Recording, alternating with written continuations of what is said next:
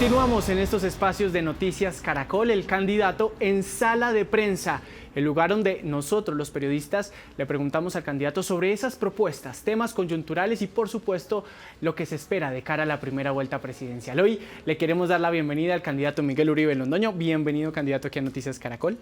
Juan David, ¿cómo estás? Gracias por invitarme. Es un gusto enorme estar aquí una vez más.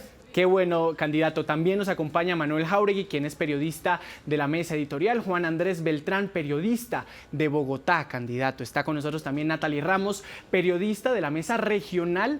Y Daliana Garzón, quien es la coordinadora editorial de Negocios DITU, de todos los temas económicos de nosotros aquí en Noticias Caracol. Candidato, entremos en materia y quiero preguntarle cómo va usted en estos pocos días que quedan en la primera vuelta presidencial. Sabemos, por supuesto, que lo que busca es honrar esa memoria de su hijo, de Miguel Uribe Turbay.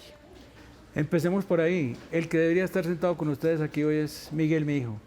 Pero infortunadamente ese joven de 40 años que iba a solucionar los problemas de Colombia, lo silenciaron y lo mataron para que no fuera el próximo presidente de Colombia, porque estaba hablándole muy fuerte a los malos, a ese grupo criminal y mafioso que está incrustado en el gobierno de Petro, que fue el que lo asesinó por cuenta de la paz total. Mire, candidato, sabemos que usted ha querido tener esas banderas de su hijo, del senador Miguel Uribe Turbay, pero quiero que vea un video, una entrevista que aquí en Noticias Caracol tuvimos con María Claudia Tarazona, porque mira la pantalla y mira el video lo que dice María Claudia Tarazona. Yo hoy decido en lo personal, esto me representa a mí y a mis hijos, yo decido apoyar a Paloma Valencia. Y te voy a decir por qué la quiero apoyar. Porque esa fue la voluntad de Miguel. Eso quería Miguel, que si no era él, fuera un candidato del Centro Democrático. Miguel, papá, tiene las banderas de su hijo, tiene todo el derecho, todas las credenciales para hacer lo que está haciendo. Yo creo que hubiera hecho un gran papel en Colombia, pero en este momento desafortunadamente no tiene una posibilidad por lo que los números nos están mostrando. Yo lo respeto, creo que ha sido un colombiano que ha tenido que cargar con el peso de la violencia. Él ha estado en esta silla y ha estado en la silla que nadie quiere estar, que es ver morir a un hijo de la manera como él lo vio. Candidato, María Claudia Tarazona dice que en lo personal ella votará por Paloma Valencia. ¿Usted qué opina? Opino que dijo una cosa bien, y es que yo tengo las banderas y el legado de Miguel. Ella lo ha dicho eso reiteradamente desde el 21 de agosto, que yo le fui a decir al presidente Uribe, al expresidente Uribe, que la familia, María Claudia, María Carolina, Delia y yo, habíamos escogido que esa persona que le estaba invitando para que fuera a ocupar el puesto de Miguel como quinto precandidato, con la condición de que fuera del Centro Democrático, iba a ser yo. Y desde entonces ella estuvo apoyándome a mí. Ella, María Claudia, fue la esposa de Miguel y Miguel ya no está. El papá soy yo, el que lo engendré con Diana Turbay soy yo, ella bien lo dijo.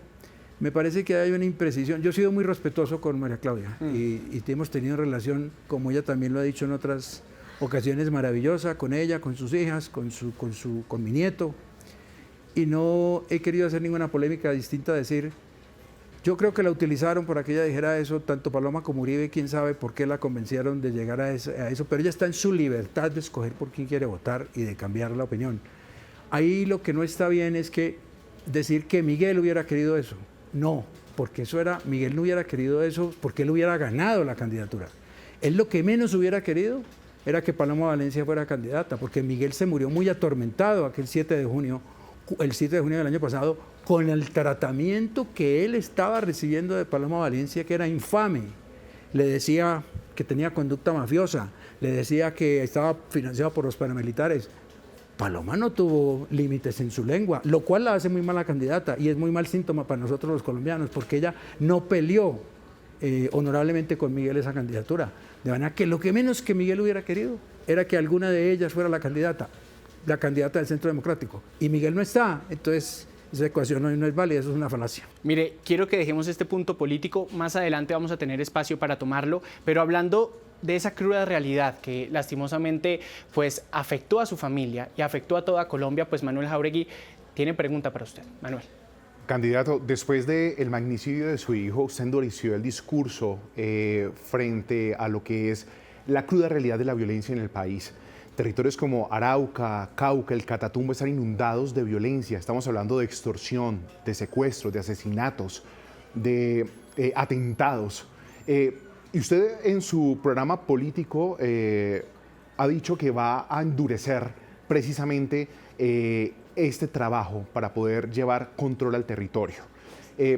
Eso incluso habla de bombardeos en las zonas que están afectadas, candidato. Todos los procedimientos que sean necesarios para que en Colombia vuelva la seguridad. Porque, por ejemplo, la mejor política económica es la seguridad.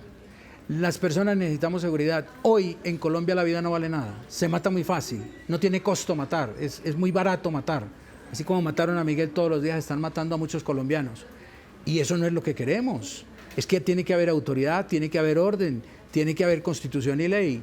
De manera, y antes, hace 4 años esto no existía, este problema no existía, que era el que Miguel estaba poniendo en evidencia. Y hoy es porque hay una cosa que se llama la falsa paz total, la mal llamada paz total, la paz fatal. Porque ¿en qué país estamos viviendo? El mundo al revés. Los criminales están libres, los criminales pueden delinquir, no los tienen que detener, no son sujetos de órdenes de captura. Y esos son, por ejemplo, alias Yaco, que además es un beneficiado de la Justicia Especial para la Paz, donde, si me permiten unos segundos más, le voy a contar que de los 11.500 reinsertados de las FARC, más de la mitad, más del 50%, hace 4 años no se presentan a la JEP, y no se presentan porque volvieron a los grupos armados al margen de la ley. Ese alias Yaco, desde que hace 2 meses tiene orden de captura y tiene circular roja de Interpol, y la Justicia Especial para la Paz no le ha quitado los beneficios. Y los autores materiales de la segunda Marquetalia de las FARC estaban cobijados por la paz total. Entonces, eso se tiene que acabar. Eso es lo primero que se tiene que acabar el 7 de agosto, y dar todas las órdenes necesarias para que los policías y los soldados puedan usar sus armas, incluidas el bombardeo. Con lo que usted dice, incluso usted qué haría de diferente a lo que han hecho anteriores gobiernos para poder tomar el control del territorio en zonas tan golpeadas por la violencia. Esto en lo que usted pues ha dicho que incluso la paz total asesinó a su hijo. Sí, la paz total asesinó a mi hijo porque él le estaba hablando a esos criminales que se tomaron el gobierno colombiano por cuenta del pacto de la Picota. Para los colombianos que no viven en Bogotá, la Picota es el nombre de una cárcel. Petro pactó con un montón de criminales para que lo apoyaran. ¿A cambio de qué? Pues de darles esa paz total. ¿Qué quiere decir la paz total? Yo negocio, escojo un grupo, uno de los grupos al margen de la ley, bien sea urbano o rural. No son sino 60.000 colombianos, ¿no? Y por el otro lado somos 54 millones de colombianos. Nuestros derechos están hoy en jaque. Nuestra vida está... Somos los que supuestamente tenemos que vivir con miedo. Por supuesto, yo no lo tengo ninguno. Yo estoy dispuesto a dar mi vida por Colombia como la dio Diana, mi esposa, y la dio Miguel. Pero los colombianos hoy no tenemos derechos porque nuestra vida no vale nada. Entonces, la paz total es la responsable. Eso se tiene que acabar. ¿Y qué más tenemos que hacer? Autoridad y orden, la decisión. En gobiernos anteriores lo hicimos. Yo participé del gobierno del presidente Turbay, cuando yo tenía 26 años. Ahí se firmó el tratado de extradición con los Estados Unidos, que fue lo que los extraditables le cobraron al presidente, secuestrando a Diana, mi esposa, porque Pablo Escobar a la extradición sí le tenía miedo. En Colombia no le tenía miedo a nada, a tal punto que cuando logró su propia cárcel de Envigado, él llevaba a sus enemigos allá y los quemaba vivos. Entonces, eso fue lo que nos cobraron. Yo ya viví y entregamos todos los criminales en ese gobierno presos. Candidato, mire, usted ha hablado justamente de esa paz total y tenemos una pregunta de nuestro periodista Juan Pablo Contreras en la otra redacción. Si quiere, mire usted. Candidato Miguel Uribe Londoño, hace una semana el presidente Gustavo Petro autorizó el traslado de integrantes de grupos armados a 5 zonas de ubicación temporal que estarán ubicadas en norte de Santander, Nariño, Córdoba y Putumayo, pero puntualmente esta de Putumayo ya inició sus construcciones y será para la Coordinadora Nacional Ejército Bolivariano, la disidencia que antes se llamaba Segunda Marquetalia y que tuvo su separación el año antepasado. El comisionado de paz Oti Patiño aseguró que estos movimientos de combatientes comenzarían a finales de mayo o a principios de junio y esta zona de ubicación temporal tiene una duración de 10 meses. Yo le quiero preguntar si en un eventual gobierno suyo llega a la Casa de Nariño, ¿qué hará con estos combatientes que están ubicados en esta zona de ubicación temporal? Cancelo... Usted dice que la paz total no habrá. Miro por allá. Sí, mire, esa es su cámara. Cancelo eso y todos a la cárcel o por lo menos metidos en un lugar donde no puedan salir a delinquir, porque es que eso no va a ser así. Esos 10 meses son para poder seguir delinquiendo, seguir haciendo lo que les da, negocios ilegales libremente. Los criminales tienen que ir a la cárcel. Esos no son problemas ideológicos, son negocios ilegales. Este problema que estamos viviendo, que lo llaman paz, como si aquí hubiera un problema de ideología, como si estuviéramos en una cosa similar a la de hace 10 años, que ya vimos con el ejemplo que les puse ahora de la Justicia Especial para la Paz, que eso no está funcionando bien. No, son negocios ilegales, eso no hay ningún deseo de paz. ¿Pero usted continuaría el proceso? No lo continuaría. No de paz total, por ejemplo, el proceso que lleva con la Justicia Especial para la Paz. Es que ese no se puede cambiar porque ese va hasta 2032. Ningún presidente lo puede Y lo va a acabar. mantener. Y como yo cumplo la Constitución y la ley, hay que mantenerlo. Eso no se puede hacer nada. Pero hoy después de conocer todo esto, es que no tenía estos detalles que tengo ahora de cómo está funcionando de mal. Sí podría opinar como presidente y decir, tienen que cumplir lo que ustedes se prometieron hacer. No, la Justicia Especial para la Paz no se puede acabar, pero tienen que cumplir y alguien les tiene que estar diciendo porque hoy hacen lo que les da la gana. Resultó siendo la Justicia Especial para que las FARC y sus crímenes queden impunes. Mire, usted sigue con este plan de gobierno de autoridad de orden y tiene que ver, por supuesto, con seguridad. Juan Andrés Beltrán es nuestro periodista de Bogotá. Candidato, en las ciudades también se ha sentido un deterioro permanente en materia de seguridad. Los mandatarios locales advierten, por ejemplo, que las cifras de reincidencia cada vez son más altas. La Corporación Excelencia en la Justicia, por ejemplo, recientemente decía que la impunidad ha llegado a límites cercanos o a porcentajes mejor superiores al 90%, donde los procesos simplemente quedan anclados en una de esas etapas. ¿Usted qué va a hacer para que los ciudadanos en los territorios, en las ciudades, se sientan tranquilos y se sientan seguros? Ahí está el problema del que yo de pronto mencionaba ahora. Es que los criminales están libres. Delinquir se volvió el negocio más rentable en Colombia, el más fácil. ¿Por qué? Porque no hay la posibilidad de que a un delincuente lo capturen es muy baja. La posibilidad de que a un delincuente le den una captura que lo haga pensar 2 veces en lo que va a hacer es prácticamente mínima. De 100 denuncias, solamente 7 tienen un proceso de investigación, las otras 93 no llegan a ninguna parte en la fiscalía. Y no le cuesta nada, porque si el delinquir fuera costoso, si tuviera económicamente que pagar, tampoco lo haría. Entonces, con ese nivel de impunidad, simplemente esto tiene que cambiar a que la delincuencia tiene que ir a la cárcel y hay que perseguirlos, pero es que hoy no se persiguen porque la voluntad nace en la Casa de Nariño. En la Casa de Nariño no hay voluntad para perseguir a los delincuentes. Si el presidente decide, porque ya tenemos ejemplos de aquí para atrás, yo tengo muchos, porque yo soy el mayor de todos estos candidatos y tengo mucha más experiencia que todos. Yo tengo muchas historias que me ha tocado vivir, pues cuando me tocó vivir esa tragedia con Pablo Escobar en 1990, ahí sí vivíamos en el peor de los mundos, bombas, estábamos peor que hoy y todo eso se pudo al final controlar. Entonces, sí hay cómo, pero se necesita la voluntad presidencial y una persona que sea capaz y tenga la firme decisión de que después no pueda someterse a que no le diga cualquier organización de derechos humanos que es un perseguidor o que es un violador de derechos humanos. No, ahí vuelvo al ejemplo. Yo haré cumplir la Constitución y la ley porque lo que hay que defender es el derecho a la vida de los 54 millones de colombianos que no estamos en los 60.000 grupos. Candidato, sin embargo, muchos actores dentro de todo este proceso penal se quejan a veces o cuestionan que no tienen las herramientas suficientes en el Código Penal actual para que precisamente los delincuentes le teman a cometer delitos, para que haya penas efectivas. ¿Usted va a reformar el Código Penal? Sí las tienen.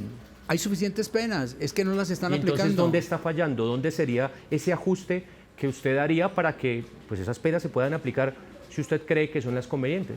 Pues lo primero que está fallando es en la captura. La captura está débil. Está débil porque no hay voluntad de capturar. No hay pie de fuerza. Entonces hay que aumentar el pie de fuerza. Y que no nos vengan a decir que no se puede, porque sí se puede, todo se puede hacer. Si ese es el mayor problema, porque sin seguridad sin seguridad no hay economía, sin seguridad no hay país, sin seguridad no hay vida, sin seguridad no hay calidad de vida. Y esto afecta por igual a los que se llamen de un lado o del otro, a los que quieran, a los que piensen de cualquier manera en que este o aquel sistema es el que político, pues en cualquier candidato. Esto nos afecta la vida de todos. Yo creo que nadie quiere ver a sus hijos muertos y Somos tantas víctimas que aquí lo que se tiene que dejar que así hacer es que los papás no podemos seguir enterrando a los hijos y los hijos no pueden seguir enterrando a sus padres por cuenta de la violencia. Sí se puede. Se necesita decisión para capturar a los delincuentes, decisión para que los jueces los castiguen como es y cárceles, porque además la población carcelaria no cabe en las cárceles. O sea, construiría más cárceles. Claro que sí, y de verdad. Y prohibiría la señal celular desde las cárceles, porque es que de ahí sale la extorsión y no pasa nada. Aquí no pasa nada. Aquí perfectamente se habla de delincuencia y no pasa nada. Y eso que pensé que me ibas a preguntar ahora sobre la suspensión de las órdenes de captura. Sí. ¿Qué tal? Si hay delincuentes con órdenes de captura es porque ya se les ha investigado y ya se sabe que cometieron un delito. Los van a querer detener para que vayan a un proceso de juicio. Y resulta que ahora hay que hablar a ver si quieren hacer un arreglo a pesar de que delinquieron. No, los que tienen delitos tienen que ir a la cárcel y tienen que pagar. Si no, este país no va para ninguna parte. Perdón, candidato, en su plan de gobierno, precisamente lo que está diciendo Juan Andrés, usted habla de implementación de tecnología y de aumento de cámaras de seguridad en las ciudades. ¿Esto en qué beneficiaría? ¿Un perfilamiento de pronto a estos criminales que ya están en las calles? ¿Eso cómo beneficiaría para poder determinar que la justicia en realidad cumpla su función frente a lo que estamos viviendo de violencia? Mira, uno, cuando la gente se siente vigilada, actúa diferente a cuando no se siente vigilada. Y la segunda, si se siente vigilada y hay pruebas, esas pruebas sirven para ser más eficientes en ese proceso de judicialización, claro. Y también hay más seguridad porque de verdad baja el crimen. Eso está inventado. Baja el crimen. La gente mira hoy en día donde hay cámaras. Hemos visto de pronto en esas películas que nos muestran en las series de televisión, nos muestran que hay delincuentes que escogen y han escogido donde no hay cámaras. Entonces sí es verdad que las cámaras ayudan. La tecnología ayuda. Y la tecnología tiene que ayudar para que aceleremos los procesos. Porque los procesos de... Hoy la Fiscalía no tiene suficiente tecnología, por ejemplo, cuando un delincuente se le coge un teléfono. Sí. Ese teléfono se demora...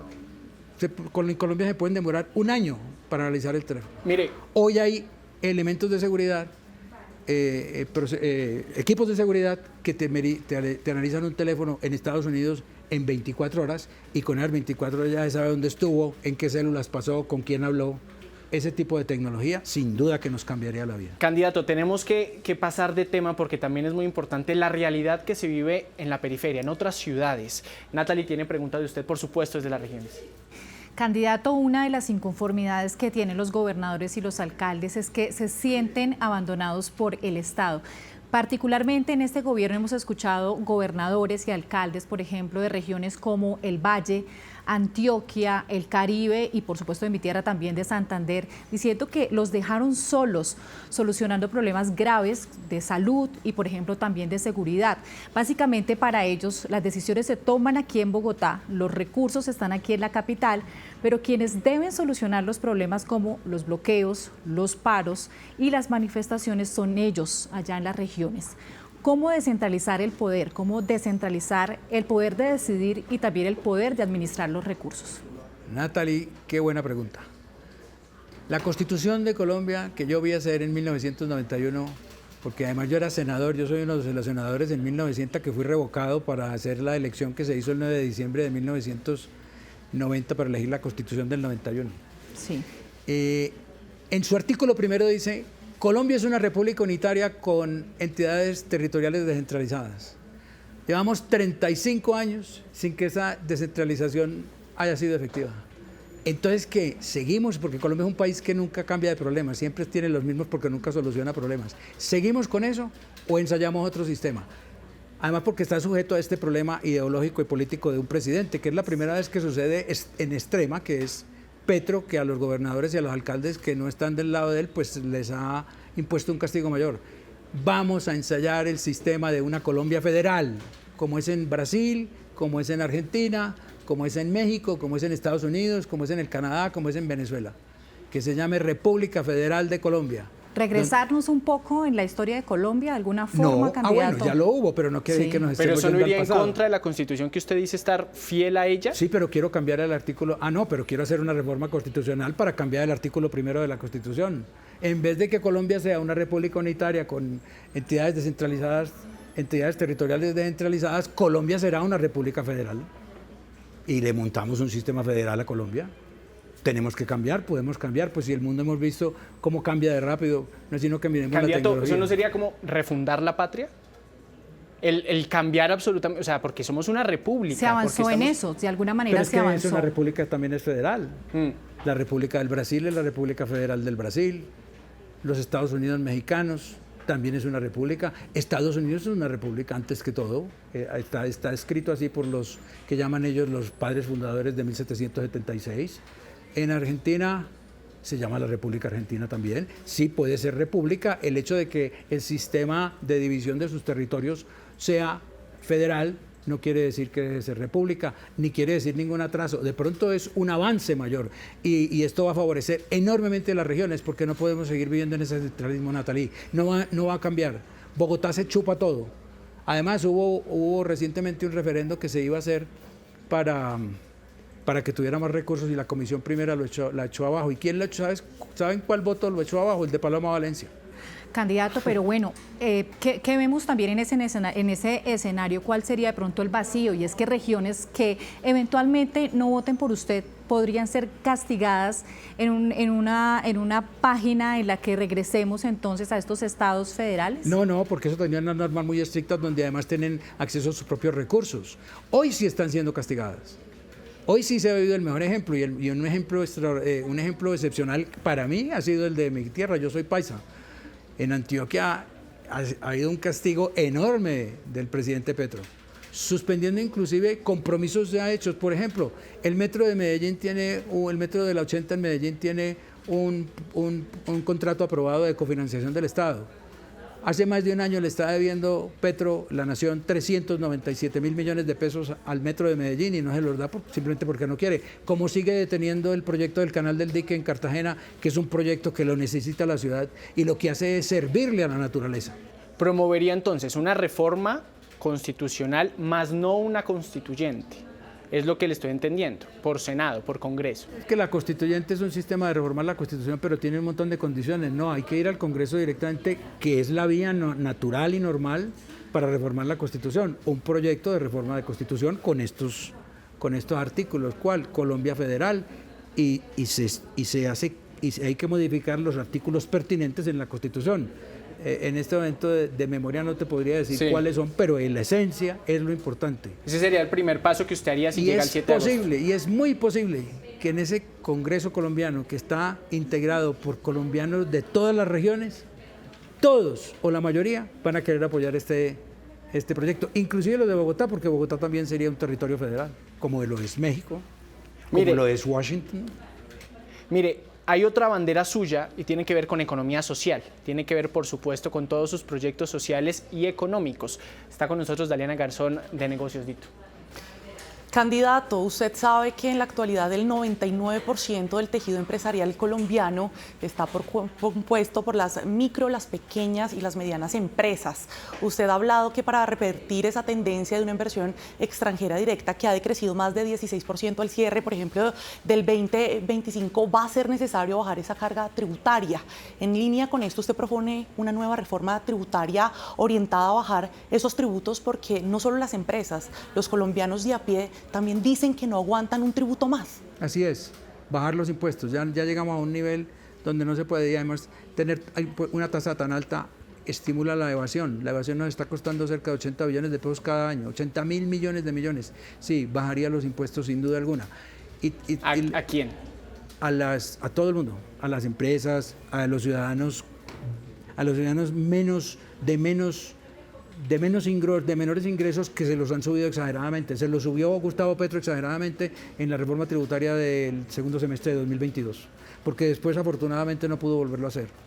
Candidato, hay otro tema que también ha sido muy controvertido recientemente y es lo que está pasando con Ecopetrol, la empresa más importante de todos los colombianos, una gerencia bastante criticada por cuenta de quien hasta hace pocos era la cabeza de la principal fuente de ingresos de nuestro país. Esa iguana cada día está más flaca. En el año 2022 estábamos hablando de unas utilidades de 33 billones de pesos y al cierre del año pasado alcanzaron los 9 billones de pesos. ¿Qué vamos a hacer también para recuperar lo que es la principal fuente de divisas de nuestro país? Por supuesto que hay que cambiar el gobierno. eso que me estás diciendo, esas disminución de utilidades de 86 a 9, de 33 a 9 33 a 9, han sumado en los 4 años 86 billones de pesos. Hemos dejado de recibir 86 mil millones de millones y tenemos a los colombianos con hambre, muriéndose de hambre. Hay que explotar todos nuestros recursos naturales al máximo porque por eso los tenemos, no los podemos dejar guardados. Colombia no... O sea, sí al fracking. Sí al fracking y sí a explotar al máximo, o sea, que Ecopetrol va a llegar a 25 mil millones, a 25 billones. Y la minería ilegal, o sea, la minería que sea legal, es que la minería se está haciendo, pero es ilegal, se la están llevando esos 7 mil u 8 mil millones de dólares que se están llevando al año, que los están vendiendo inclusive libremente en otros países como en Estados Unidos y se sabe que los están vendiendo, pero están saliendo ilegalmente. ¿Por qué permitimos que sea ilegal? Tiene que ser legal. Ilegal, todo eso va a beneficiar a los colombianos y los colombianos de menos recursos les va a poder cambiar su vida porque vamos a tener más para poder hacer más inversión social. Entre otras, para de pronto también atender la deuda externa de nuestro país, que hoy crece a números sin precedentes. Estamos hablando de más de 250 mil millones de dólares. Claro, debemos 1.238 billones de pesos. Eso es el 56% del PIB. Cada colombiano debe 23 millones de pesos. Los 1.120 niños que nacieron ayer, hoy ya deben 23 millones de pesos cada uno. Cuando termine Gustavo Petro puede que eso esté en 50 millones de pesos. Eso es irreal, eso no puede seguir siendo así, porque tenemos un supuesto economista en la presidencia que lo que le gusta es gastar. Aprovecho para decir, y me perdonan la cuña, que yo soy economista y lo que se necesita un buen economista en la presidencia que sea generador de riqueza, que yo la sé generar. Mire, candidato, hemos hablado de diferentes temas y queremos cerrar con broche de oro, por supuesto, ya con temas políticos. Conocemos las encuestas, conocemos cómo avanza su candidatura. Una eventual segunda vuelta, ¿usted apoyaría a Abelardo de la Espriella? Ha hablado, por supuesto, mal de Paloma Valencia, entonces sería la única opción. Me corrijo, mal no. Pues bueno, no mal. He expresado mis opiniones porque la conozco, porque llevaba 12 años en el Senado y tenía el 1% de intención de voto. Y por supuesto no la va a apoyar en una eventual segunda vuelta. Pero no la voy a... Sí, son dos razones. Entonces hablemos de la primera. No tiene la capacidad para ser una buena presidenta. Además, que los colombianos queremos una presidenta que lo que dice es: yo soy hija de Álvaro Uribe y me voy a levantar todos los días por la mañana a llamar a mi papá a decirle qué tengo que hacer. Yo no creo que los colombianos queramos esa presidencia. Y la segunda, a mí no se me va a olvidar el maltrato y lo que dijo de Miguel, mi hijo. Cuando hace un año exactamente, después de que Miguel llenaba los recintos cerrados y les iba ganando a ella y a María Fernanda, esta mujer no se le ocurrió nada más que escribir trinos donde decía: Miguel Uribe tiene comportamiento mafioso. Hacer entrevistas diciendo: Miguel nunca será presidente, Miguel tal cosa. O sea, ella era la que desprestigiaba a Miguel. Y a mí me parece que una persona tan ligera de lengua, que maltrató, que no supo competir en un proceso bien con Miguel por la presidencia, no es la mejor presidente para este país. Pero y entonces Abelardo de la Espriella, ¿recuerda usted el episodio? No sé si él fue el responsable de que usted no estuvo en esa encuesta interna del Centro Democrático. ¿Va a apoyar a Abelardo de la Espriella en una segunda vuelta? El responsable es Álvaro Uribe Vélez, no Abelardo. Okay. Álvaro Uribe Vélez fue el que hizo mal conmigo y me trató mal, me maltrató, me engañó, me dijo mentiras, etc. Y por eso es que yo invito a todas las personas que alguien cercano les haya maltratado, les haya mentido, les haya engañado, que me apoyen a mí, así como lo que me hizo Álvaro Uribe a mí. Mira, por supuesto que yo pretendo pasar a segunda vuelta. El problema que sucede hoy aquí es que si yo te digo que yo voy a apoyar a Abelardo de la Espriella, entonces el titular de Caracol después de este programa es: Miguel Uribe apoya a Abelardo de la Espriella, y entonces con pero este claro, esfuerzo tan hay que grande mirar todas las posibilidades. No, está bien. Entonces, esperemos a ver qué pasa en la primera vuelta. Esperemos a ver qué pasa. Candidato, muchísimas gracias por estar con nosotros acá en Noticias Caracol. Gracias. Miguel Uribe Londoño pasó aquí a Candidatos en Sala de Prensa.